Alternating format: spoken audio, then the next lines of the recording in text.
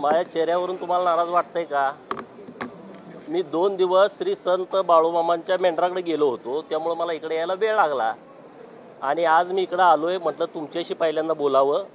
मी भारतीय जनता पार्टीचा एक सर्वसामान्य कार्यकर्ता आहे.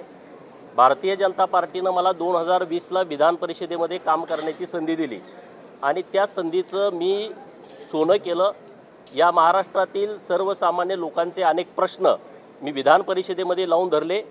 विधान परिषदेच्या बाहेर रस्त्यावरची सुद्धा केव्हा लढाई करावी लागली तेव्हाही तिथं मी लढाई लढलेलो आहे. नंतर मला पक्षानं विधानसभेची जत विधानसभा मतदारसंघामधून उमेदवारी दिली. माझा मतदारसंघ हा सांगली जिल्ह्यातील खानापूर मतदारसंघ आहे. आटपाडी तालुक्यात माझं पडळकरवाडी नावाचं गाव आहे. परंतु माझा मतदारसंघ सोडून भारतीय जनता पार्टीनं जत विधानसभा मतदारसंघामध्ये मला उमेदवारी दिली. तिथल्या जनतेनं भरघोस मतदान देऊन महायुतीच्या सर्व कार्यकर्त्यांनी काम करून मला जवळपास 40,000 मताच्या फरकाने विधानसभेमध्ये पाठवलेलं आहे. आता मी नाराज असायचा प्रश्न नाही, परंतु मी ज्या लोकांच्यासाठी काम केलं त्या लोकांच्या भावना होत्या की मला मंत्रिपद मिळावं. परंतु पार्टीनं जो निर्णय घेतलेला आहे तो निर्णय मला मान्य आहे.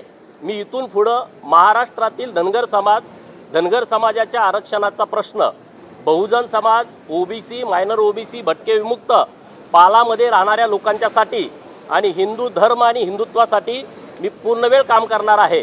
त्यामुळे नाराजीचा कुठलाही प्रश्न असणार नाही. तुम्ही नाराज नसला तरी तुमचे कार्यकर्ते जे आहेत ते मात्र खूप नाराज आहेत. अनेक वेगवेगळ्या पोस्ट जे आहेत त्या त्यांच्या माध्यमातून व्हायरल केल्या जात आहेत. धनगरांवर अन्याय केला अशा पद्धतीच्या त्या पोस्ट आहेत. नाही, कार्यकर्त्यांच्या भावना या स्वाभाविक आहेत की धनगर समाजाला प्रतिनिधित्व मिळावं अशा कार्यकर्त्यांच्या भावना होत्या. परंतु पार्टीनं विचार करूनच निर्णय घेतला असेल. त्यामुळं कार्यकर्त्यांनाही माझी विनंती आहे की आपण पार्टीच्या सोबत कालही होतो, आजही असणार आहे आणि उद्याही असणार आहे. माननीय देवाभाऊंच्या सोबत, नरेंद्र मोदी साहेबांच्या सोबत आपण कालही होतो, आजही आहे आणि उद्याही असणार आहे. त्यामुळं कार्यकर्त्यांनी सुद्धा संयम बाळगावा ही माझी विनंती आहे आपल्या माध्यमातून.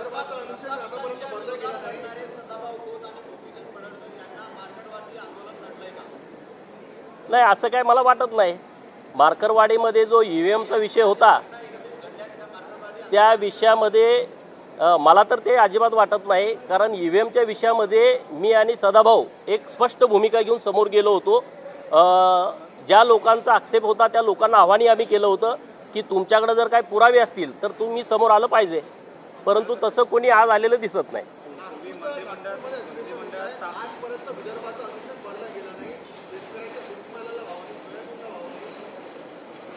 देवाभाऊ पुन्हा आता महाराष्ट्राचे मुख्यमंत्री झालेले आहेत आणि विदर्भाचा अनुशेष भरण्यासाठी 14 ते 19 आणि नंतर 22 ते 24 मोठ्या प्रमाणामध्ये त्यांनी काम केलेलं आहे.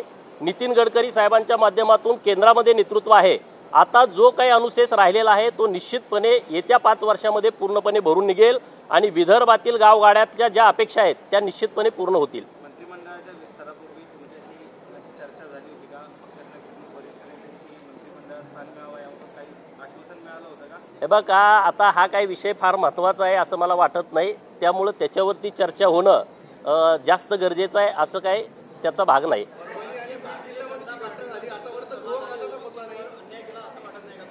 नाही, असं काही नाही आहे. आता जवळपास 12 का 13 ओबीसीचे मिनिस्टर आता सरकारमध्ये आहेत. त्यामुळं काय ज्या काही गोष्टी राहिल्या असतील समजा तर त्यानंतर पूर्ण करतील.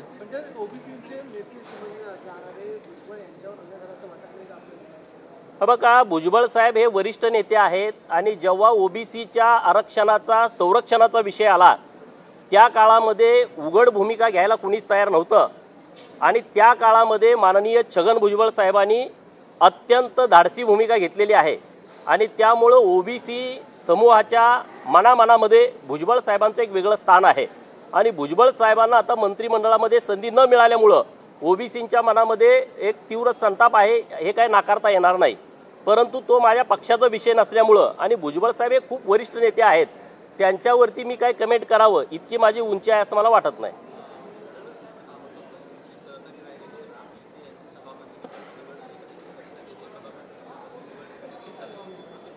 चांगली गोष्ट आहे. मी भारतीय जनता पार्टीचं, महायुतीचं मनापासून आभार व्यक्त करतो की विधिमंडळामधली वरिष्ठ जी पोस्ट आहे त्या पोस्टवरती माननीय राम शिंदे सरांना संधी मिळते. ही आमच्यासाठी अभिमानाची बाब आहे। मी परत एकदा महायुतीच्या सर्व नेत्यांचं, माननीय देवेंद्र फडणवीस साहेबांचं, नरेंद्र मोदी साहेब, अमित शाह साहेब, JP नड्डा साहेब आणि चंद्रशेखर बावनकुळे साहेब आणि जे महायुतीतले नेते आहेत माननीय एकनाथ शिंदे साहेब यांचं मनापासून आभार व्यक्त करतो।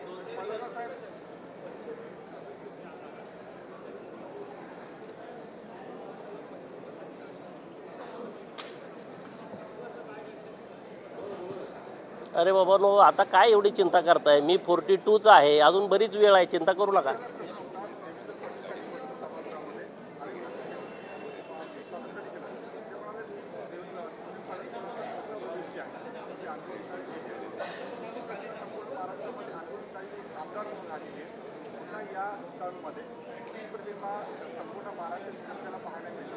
हे बघा, मी जी भूमिका घेऊन पहिल्यापासून काम करतोय त्या भूमिकेपासून मी तसूभरही बाजूला हटणार नाही। गावगाड्यातल्या कुठल्याही जनतेचा विषय, कोणत्याही लोकांचा प्रश्न माझ्याकडे आला तर मी सत्ताधारी पक्षातला आमदार असल्या कारणाने मी सभागृहामध्ये आवाज उठवेन। जर तिथं जरी न्याय नाही मिळाला तर रस्त्यावरची लढाई करण्यासाठी मी लोकांच्या सोबत कायम असेल। त्यामुळे त्या भूमिकेमध्ये अजिबात बदल होईल असं मला अजिबात वाटत नाही। ज्यांच्याबरोबर माझी वैचारिक दुश्मनी आहे ती दुश्मनी काल जी होती ती आज राहील, उद्या पण तीच राहील, त्यामध्ये काही बदल होईल असं मला अजिबात वाटत नाही।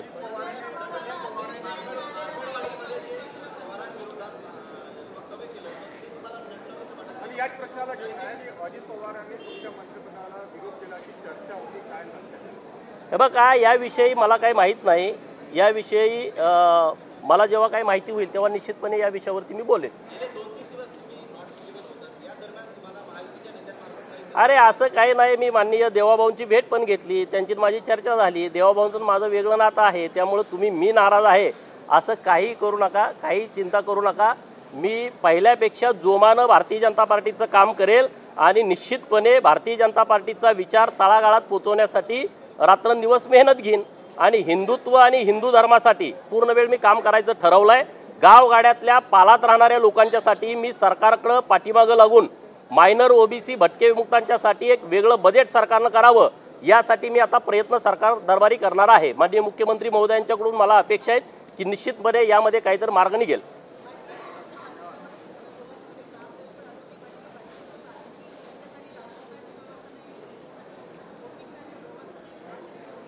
हे बघा, भटक्या विमुक्तांमध्ये अनेक जमाती असे आहेत की ज्यांना अजून स्वतःचं घर नाही। तुम्ही जो प्रश्न विचारलाय तो अगदी बरोबर आहे। ते पालामध्ये राहतात, या गावातून दुसऱ्या गावामध्ये जातात, त्यांच्याकडे ना रेशन कार्ड आहे, ना त्यांच्याकडे आधार कार्ड आहे, ना त्यांच्याकडे मतदान कार्ड आहे आणि म्हणून सरकारकडे मी गेले वर्षभर सातत्याने या विषयावरती आवाज उठवतोय की भटके विमुक्तांमधल्या ज्या पालात लोक राहत आहेत त्यांच्यासाठी ठोस भूमिका सरकारने घेतली पाहिजे। त्यांच्या मुलाच्या शिक्षणाची जबाबदारी घेतली पाहिजे, त्यांना कायमस्वरूपी एक रहिवासाचं ठिकाण त्यांचं निश्चित झालं पाहिजे आणि मी निश्चितपणे सरकारकडे या गोष्टीवरती पाठपुरावा करून त्यातून 100% मार्ग काढेन असा मला विश्वास आहे।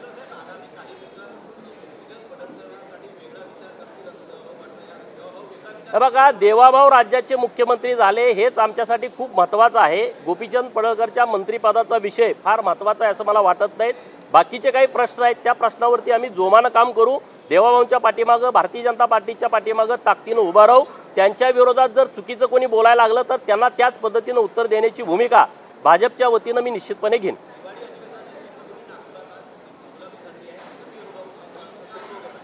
बघा, आता प्रत्येकाला वाटतंय की हिवाळी अधिवेशन लवकरात लवकर यावं, तुमची पण इच्छा असते, तुम्हाला पण अपेक्षा असतात। मुंबईत राहून राहून तुम्ही कंटाळलेला असता, एकदा नागपूरला जावं। तर आता नागपूरमध्ये आल्यानंतर हिवाळी थंडीबरोबर राज्यातले प्रश्न मिटावेत यासाठी आम्ही सगळेजण प्रयत्न करतोय।